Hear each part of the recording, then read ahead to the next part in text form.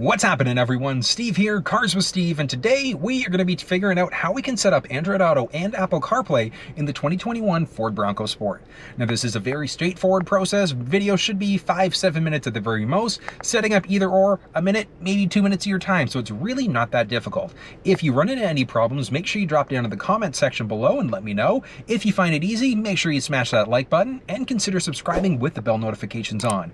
Big reason why you want to do that, I'm planning my next giveaway. And I'm thinking when I get to 5,000 subscribers that I'm probably giving away some sort of an exotic car driving experience. So drive something like a Lamborghini, Lexus, BMW, Ferrari, Nissan GTR, who knows what's gonna happen. But that's one reason why you wanna hit that subscribe button. But let's dive right into it and figure out how you can set up Android Auto and Apple CarPlay in the 2021 Ford Bronco Sport.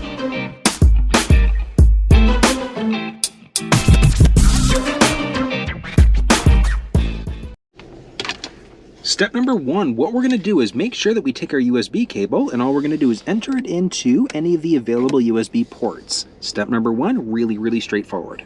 From there, all we're going to do is take that USB cable and we're just going to insert it into our phone and watch what happens. So phone is on there, but we've now got an Apple CarPlay message. So CarPlay lets you use your phone in a way, etc. We're just going to hit continue there. And in order to use CarPlay, we have to make sure that we agree to this. So we're agreed, and just a second there. So unlock in order to be able to start CarPlay. So on your phone, just enter in your number.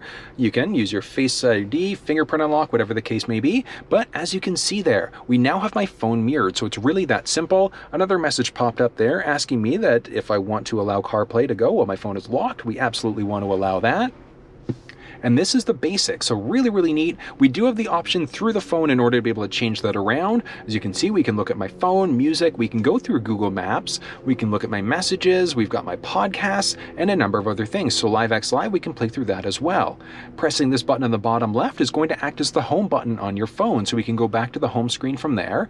If we ever need to get back to the actual home screen of Sync 3, we're just going to press this forward sync button, and that brings us back to the default there. And as you can see, we've got my phone, maps, and CarPlay again. So if we hit Maps for a second there, we do have factory navigation, but if you prefer Apple Maps, Google Maps, or Waze, you've got the capabilities to do that. Jumping back home again will bring us back to the home screen. So really neat.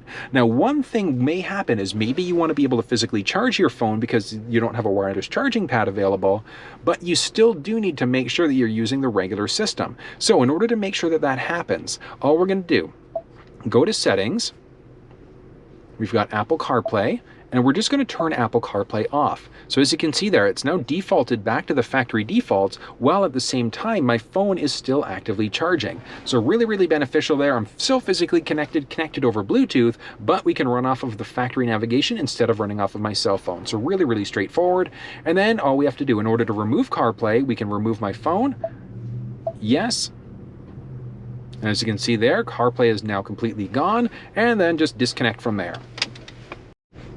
Setting up Android Auto is a very similar process. All we're going to do is make sure that we've got our USB cable. We're just going to insert it into the bottom of our phone and give it a second there. There we go. So we've got an Android Auto message. So it's going to extend the Android platform, very similar to what we just saw in Apple CarPlay. We're just going to hit continue. And then we've got some basic terms and conditions. So again, we do have to make sure that we connect and we agree with that in order to be able to use Android Auto. Now, it's asking me for some more information on the phone. So welcome to Android Auto. We need to unlock the phone in order for it to work. So phone is unlocked. So let's unlock to continue.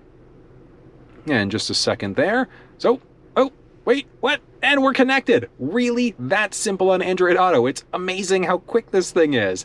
We're now fully paired, and on the phone, it's now asking me to allow access to my messages, which, yeah, let's go for it. Let's make sure that we're fully connected there. Automatically download our contacts. Yes, we want that to happen as well. So as you can see there, we've got Android Auto now installed. So very straightforward. We've got the Waze app. We've got Google Maps. We've got my podcasts, phone, calendars, news, alerts, reminders, all sorts of things. So very neat. You can still use the Google Assistant there. You can press that. You can press the button on the steering wheel in order to make it happen. You can choose Waze if you prefer Waze. You can choose Google Maps if you prefer Google Maps. It's really a matter of preference there.